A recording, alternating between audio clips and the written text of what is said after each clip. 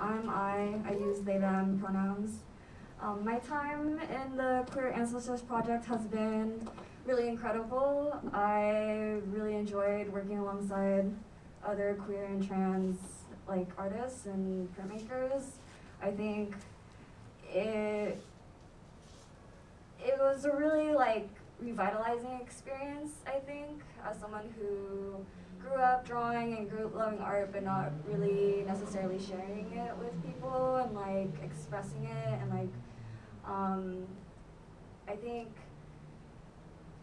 think being beside other queer and trans people who want to make art gave me that push, gave me that kind of space to be honest and, be reflective in that way.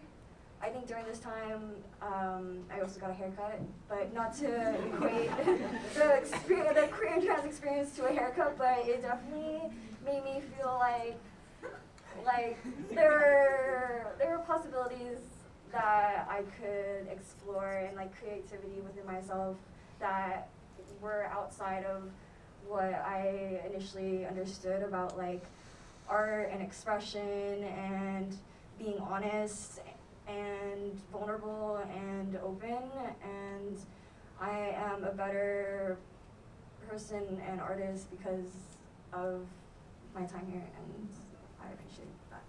So the piece that I'm going to talk about is called Unfurling. It's accompanied with a little love poem that I wrote underneath it. I'm not going to read it. You should read it. It definitely will sound better when you read it.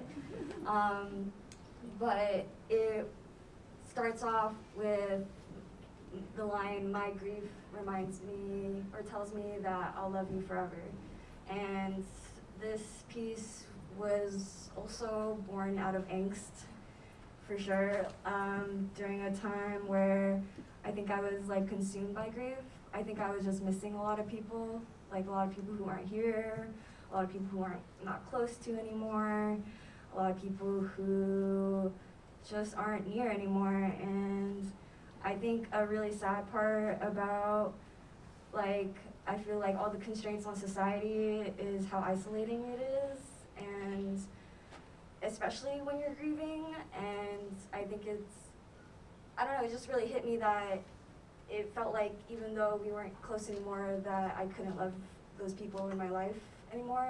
All of a sudden I had to stop for whatever reason, because life goes on, the grief is never ending and all that.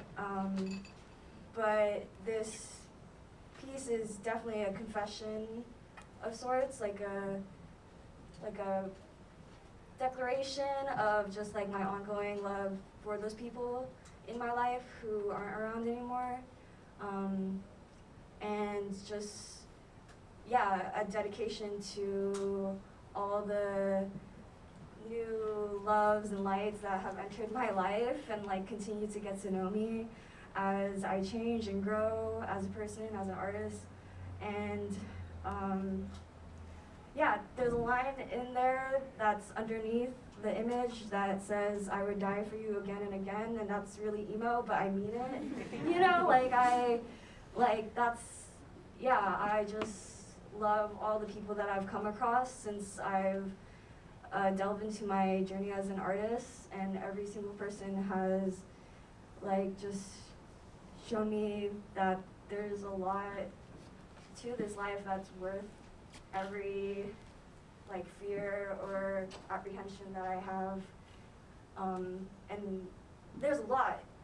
Being in the USA, they don't want you to care and love for yourself, but it's the queer and trans people in my life have always been the people who have always had my back the most. And it's weird how, I don't know, the way they paint us is as if we're villains, as if we don't contribute anything to society, and that's just the farthest from the truth that I could have ever realized and stepped into. And yeah, I'm really blessed to have met everyone here.